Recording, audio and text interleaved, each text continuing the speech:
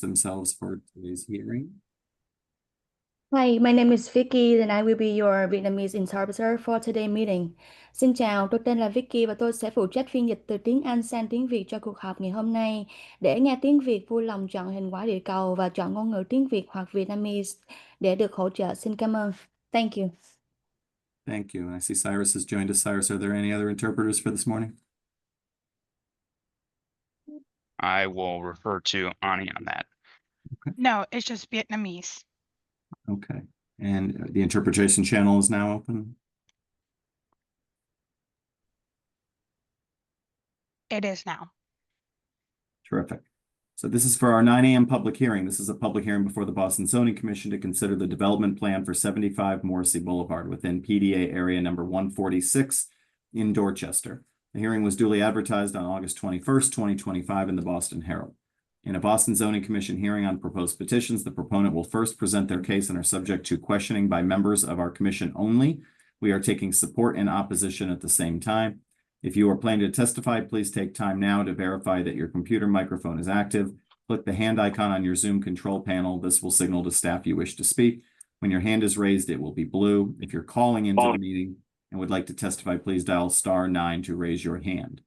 When I call for all testimony, staff will announce your name and allow you to speak. You must unmute your microphone. Your webcam will not be active.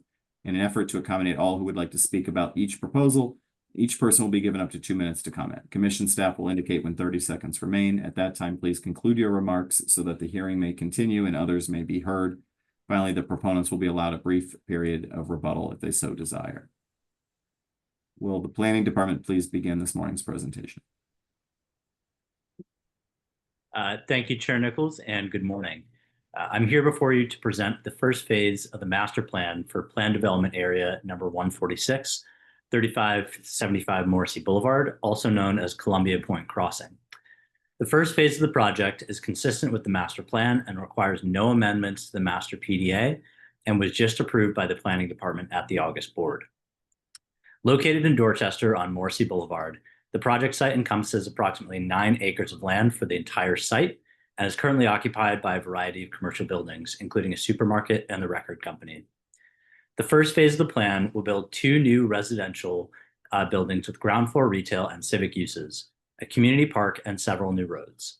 The 2 residential buildings will contain 754 units, a mix of studios through 3-bedroom units with 20% of the total units, or 154 units being designated as affordable at 70% AMI. The first phase of the project will bring a number of important contributions to the neighborhood, including a large contribution to the Parks Department for the upkeep and maintenance of Moakley Park, and a community space that will be programmed in collaboration with the city. I'll now turn to if Yair has gotten in to take you through the planning context before the development team leads you through the presentation. Otherwise, Ted Schwartzberg will lead you through that. Thank you. Thank you, Nick. Next slide, please. I'm Ted. Next slide, please. I'm Ted Schwartzberg, Assistant Deputy Director for Planning Review, and I will show 2 slides on the planning and zoning context. This context was established by the Columbia Point Master Plan in 2011.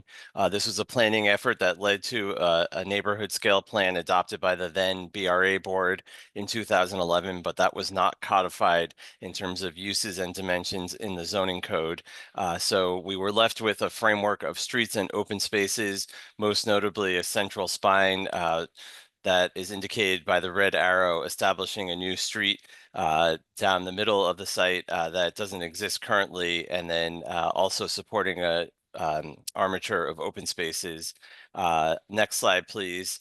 Fast forwarding about a decade, this plan eventually was codified as zoning, as you all know, in 2023 in the form of a PDA overlay, and reminding you that we were not left with dimensions or uses in zoning, but we did have an approved plan to give us streets and open space, and that was the framework for the PDA master plan that was adopted in 2023.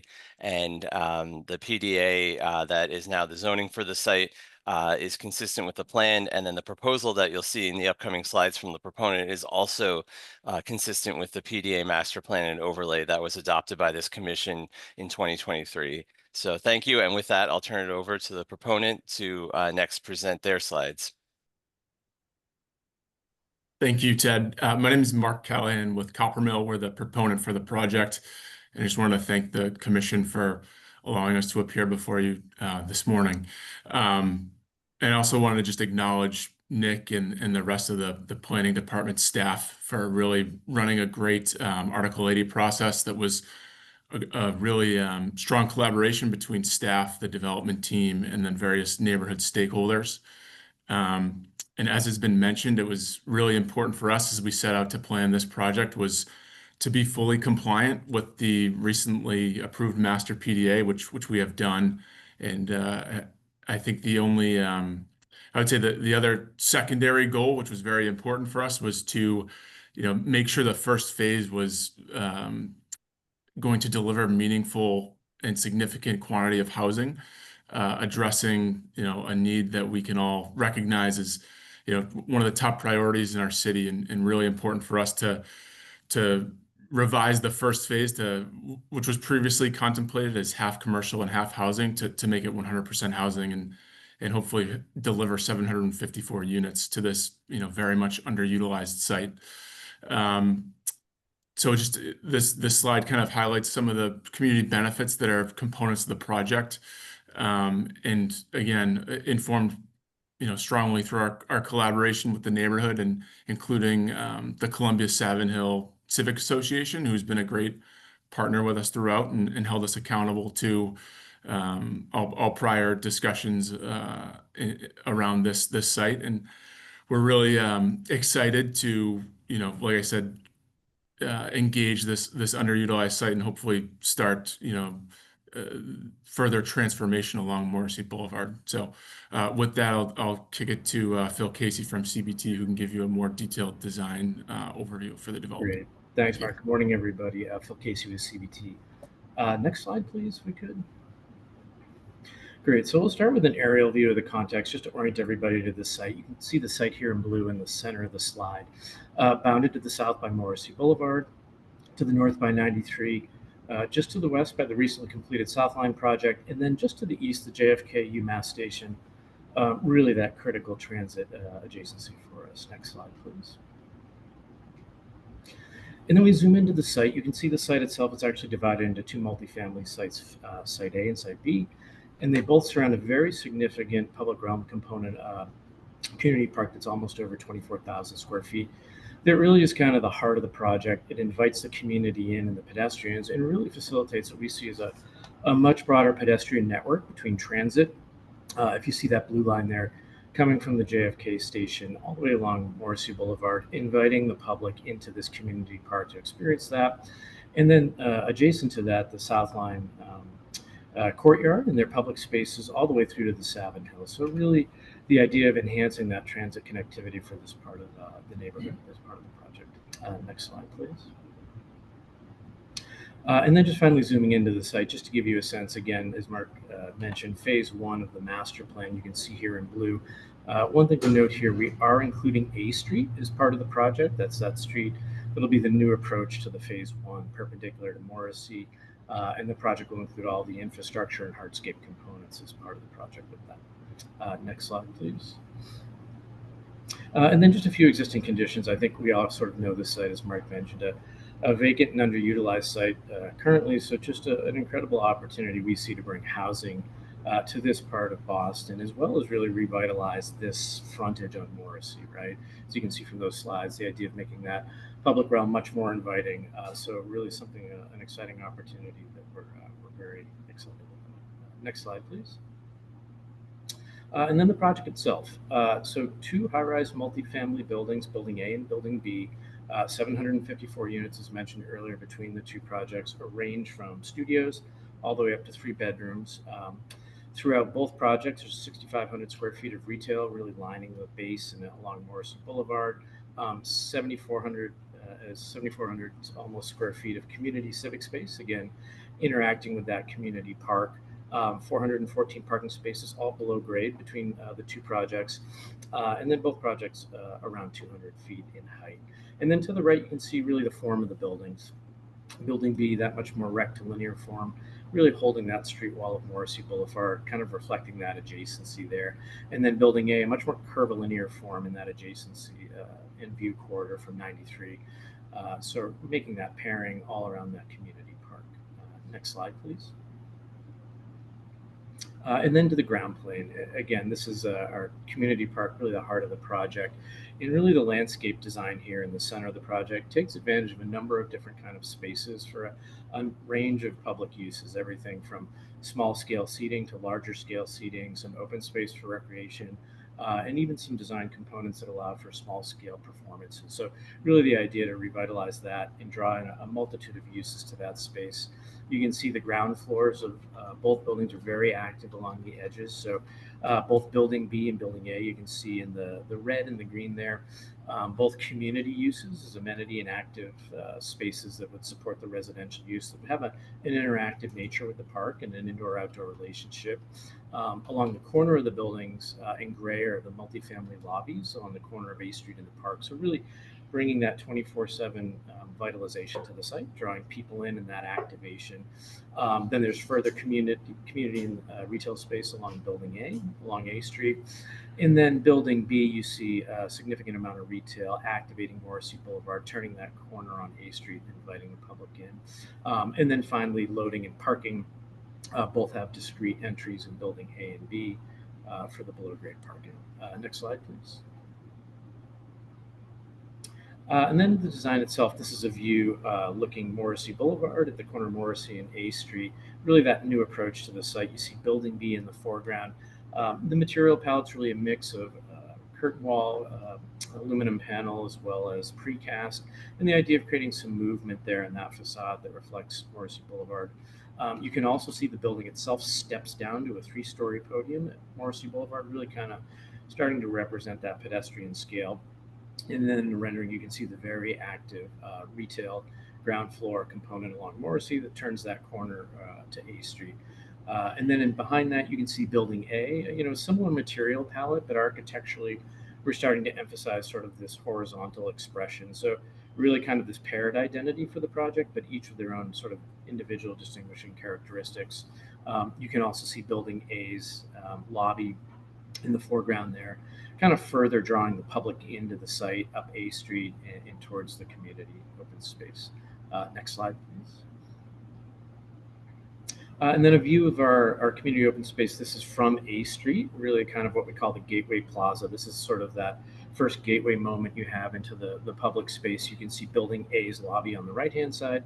Building B is on the left. And again, that variety of seating spaces, some more intimate individual groupings of seatings that people can feel comfortable sort of maybe as they're meandering through. Again, you start to see that activation of the lobby, that 24/7 excitement of the residential lobby on the right.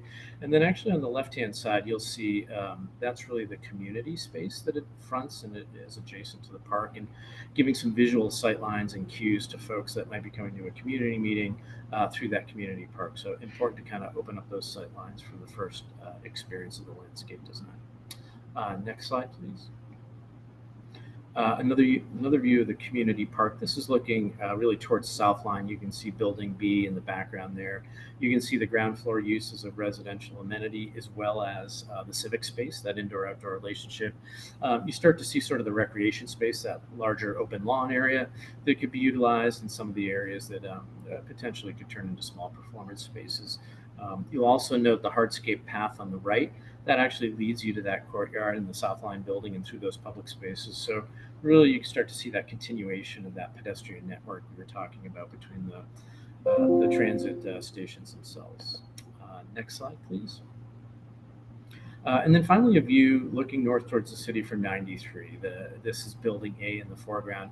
That curvilinear form, this sort of horizontal expression that really highlights that unique building form, creating what we think is a very strong identity as you approach the project from the south, and really putting kind of we think a new landmark at this part of Morrissey Boulevard. So, and I believe that's all our presentation today. So we're happy to take questions and comments. Thank you. Thank you very much. Questions or comments from members of the commission as the presentation comes down? I had a brief question on timing. and your expectations for delivery of this and the phasing of it, just in terms of the execution component? Could you just speak to it briefly? Sure. So, assuming all falls into line in terms of all the remaining approvals that are required, we're fully geared up and planning to break ground on this in the first quarter of 2026. And the plan is to deliver both buildings at the same time, with a construction schedule that, depending on who you ask, is somewhere around 28 to 30 months. Okay. Thank you. Thank you. Other questions from the commission? We will follow the commissioner's questions with public comment. Any comments or questions from the commission?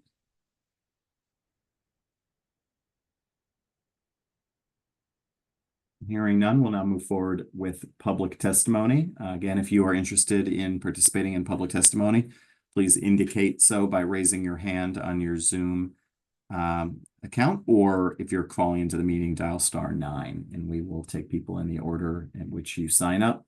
Please announce your name, any affiliation or position you have, and your stance on the proposed project. You will have up to 2 minutes.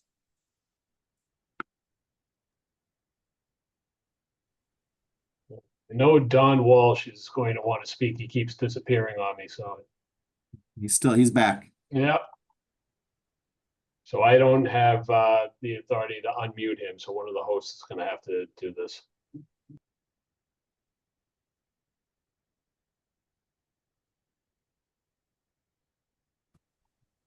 Hello? Yes, Don, we can now hear you. You have 2 Okay. minutes. Thank you. I don't know if this is the right time to ask this, but just as a background, I live in Savin Hill. I'm active in the Columbia Savin Hill Civic Association. By the way, I chaired the Columbia Point Master Plan Task Force in 2000, and I guess it was 9 to 2011. Ted mentioned it earlier. So in general, I and the Civic Association are supporting these two buildings, which are huge, 18 towers, 18-story buildings. And so we've been very supportive of it. And one of the things that we have been told, right, we started by Center Court told us this, and Copper Mill has confirmed it, is that the Columbia Savin Hill Civic Association will receive $750,000 for community purposes. And quite frankly, I was shocked to hear that.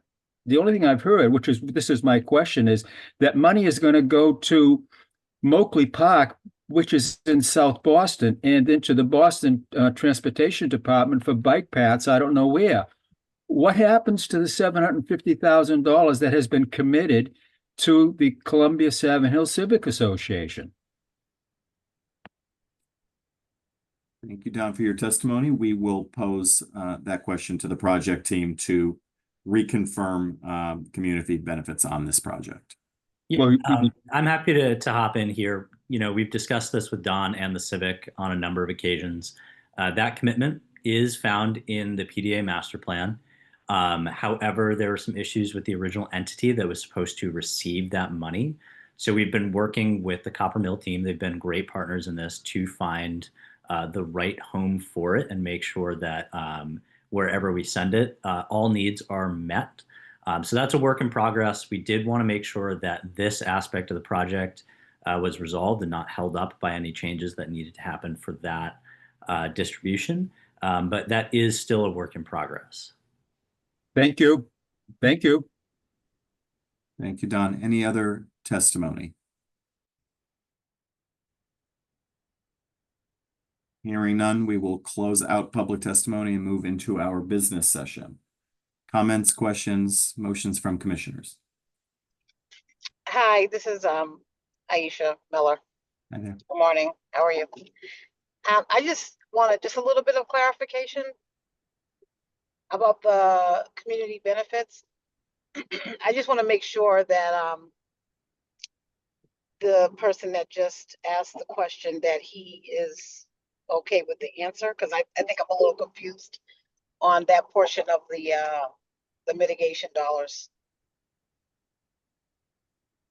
Yeah, Aisha, I probably am too. I mean, typically, Nick, would the package that we vote on not contain the total specificity of any community benefits associated with the specific project? I it's not my recollection that Thank those you. would typically be in flux after the vote of the zoning commission. So could you specify as Isha has posed? Yeah, absolutely. I can provide a little bit more clarity here.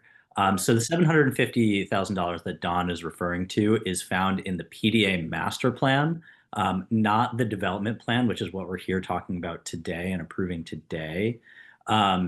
There was an issue with the original group that was supposed to receive the money. They're not able to receive the money in the way that we intended. So we are working to find a new home for that money that, again, serves all the purposes. I know Copper Mill has some needs in this agreement as well, so we can't just sort of send it out without a little bit of due diligence on our end. We will have to find a home for this money, and that will likely require a change to the master plan, but that will be a separate vote that we will come to you all with.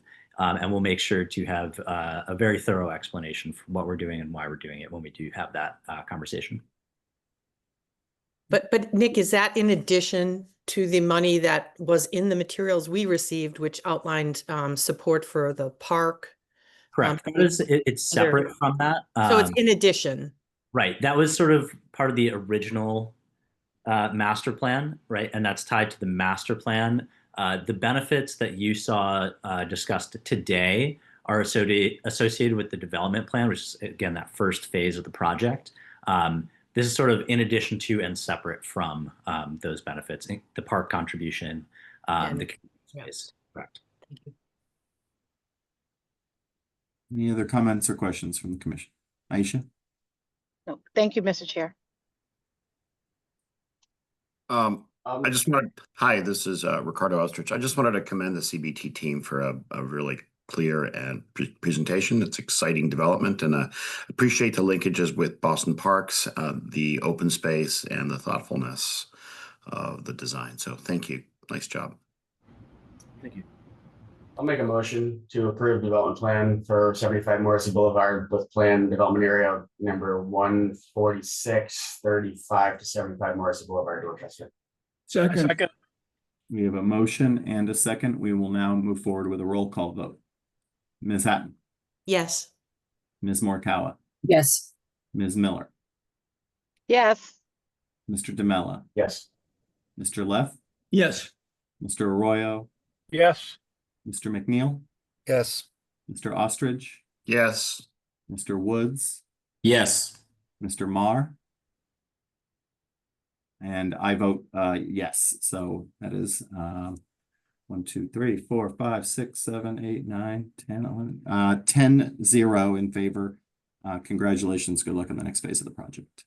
Thank you very much. Thank you. That is the only item on the zoning commission agenda for today. Jeff, do you happen to have any updates on the rest of this month or beyond? Nothing this month. I had sent out an email to the commissioners about next month.